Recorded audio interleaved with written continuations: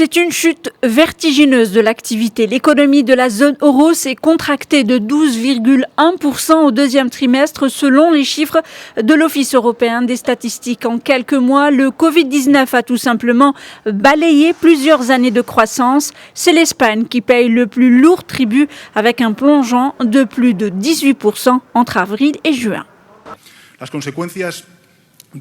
Les conséquences de cette urgence sanitaire, de ce confinement strict que les Espagnols ont dû faire pour affronter le virus et le garder sous contrôle, comme nous l'avons fait, dévoilent aujourd'hui les chiffres d'une chute sans précédent du PIB au deuxième trimestre de cette année.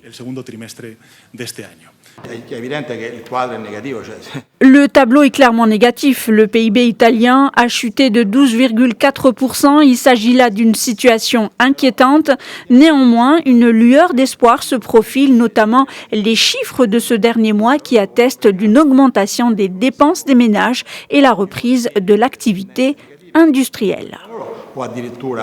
L'activité a donc commencé à reprendre fin avril, mais cette augmentation n'est que mécanique puisqu'elle correspond à la réouverture progressive des magasins et des usines. En Allemagne, moteur économique de l'Europe, la chute du PIB a atteint plus de 10%, même son de cloche en France où la chute frôle les 14%.